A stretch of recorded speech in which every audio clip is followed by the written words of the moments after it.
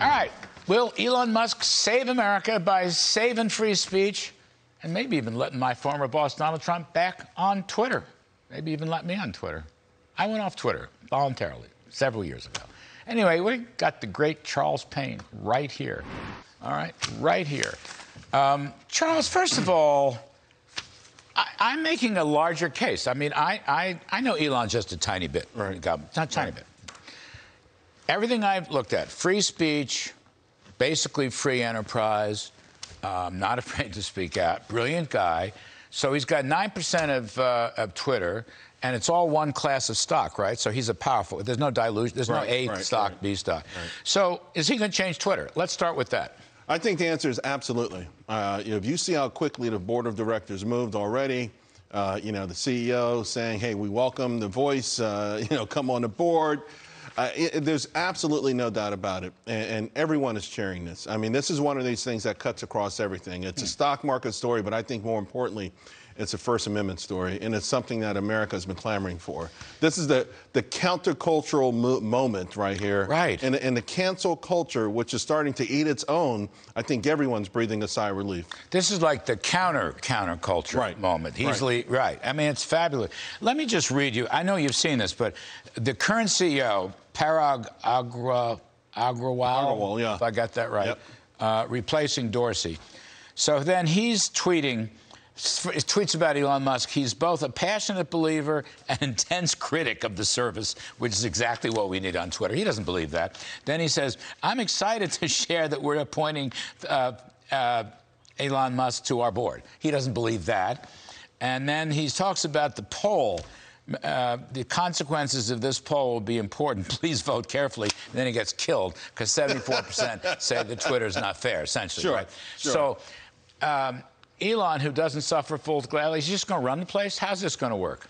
I think we'll see where he goes from here, if he's got to get more stock. I mean, but I just think the writing's on the wall. I got to tell you, I had lunch with Jack Dorsey 3 years ago. Mm-hmm. We had a dinner. There was a bunch of people, like a dozen of us, and then they called me up and said, listen, Jack Dorsey wants to have lunch just with you one-on-one.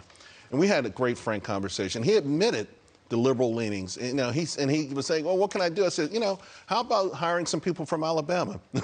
It's like, put a center there. Everyone can't be in Palo Alto, right? I mean, it's just wherever the hell you are, because it's an echo chamber of progressiveness. And then they became, but unfortunately, he went further down that road. Let me tell you, though. He did. Can I just go? He got worse. He got worse. And yeah. It not only was politics, Trump hater and all that, but it moved into health care and the war and climate change. I mean, who do you think he is? Who do they think they are? No. That's what I love about Musk. Right? Musk doesn't suffer fools gladly. Musk doesn't take prisoners. He doesn't care whether he's liked or loved. He's a free speech guy. I don't know if you're familiar with Substack. It is really one of the hottest things out there. So love Substack. We've got one of the VPs, right? One of the top persons over there. This is amazing what she tweeted out. Lulu Messervy. She says Substack is hiring. If you are a Twitter employee who's considering resigning because you were worried about Elon Musk pushing for less regulated speech, please do not come work here. That's very good. I love it. That's man, I love it. I mean, that's the kind of thing people feel that way. You know what? Let's talk. That's how we became the greatest country in the world. Let's have diverse opinions. We can even get upset at each other, but let's stop canceling each other, particularly in a public forum. This is a public forum. Just gotta love that. Just gotta love that. So, what's the left saying about this? I haven't seen that much so far. I know Elizabeth Warren wants to tax his unrealized capital gains. Yeah. But politically, what's the left saying? You know what? I have not seen hardly anything on it. Yeah. I'm sure they'll mount an attack. Who knows what it is? They only have a few months to call Musk in for a hearing, I guess. They better do it before the midterms. Because the cavalry's coming. Yeah. Absolutely. Charles, I'm not going to let you go until you give me a little stock market wisdom, because I would say, given what we have, inflation and war, and agriculture, commodity prices are very strong, and a whole bunch of uncertainties about the economy, I would sort of say the stock market has outperformed what I might have feared it would do. I don't know if you agree with that, but what's your outlook? There's no doubt it's outperformed. It's caught everyone flat-footed. You can argue that February 24th low, which matched the January 24th low, was an amazing point.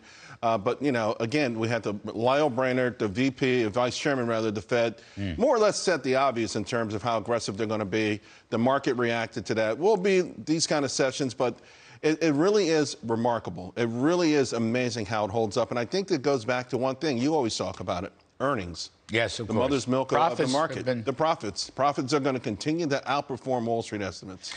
Yeah, I'm always trying to.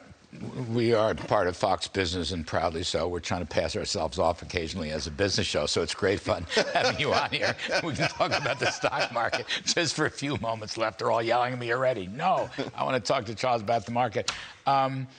People are talking about an inverted yield curve, but I don't think they're reading it right. The original recession model was when the 3-month T-bill, this is from the old New York Fed model, 3-month T-bill's got to be above the 10-year. They're nowhere near that. Actually, it's rather positively sloped by 200.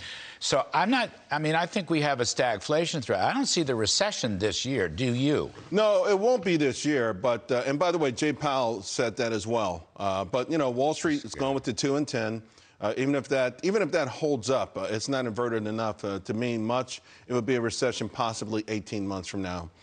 You know, I think the most important thing is let's get out of here and skirt stagflation and then, you know, rebuild momentum, get some organic growth, change the anti-business policies by the second half of the year. The second half of the year, I think the market's going to really erupt to the upside. Cavalry's coming. Absolutely. Cavalry's coming. Absolutely. By the way, you got to read what Lyle Brainerd said today. Well, yeah, because you know, you know why I love her? Because under questioning for her nomination as vice chair, she was asked repeatedly if she was a capitalist, and she refused to say yes. That's why I love her. So this is the vice chair. By the way, there was a big push by Warren and others to make her in charge of the Federal Reserve. Yes. She put out a statement today that, and part of it was refreshing that they would admit this, but part of it was scary as hell. We are only beginning to understand the ways in which inflation experiences vary from household to household, how this variation correlates with income and demographic information. We are only beginning to understand how inflation would affect different households, like rich versus poor.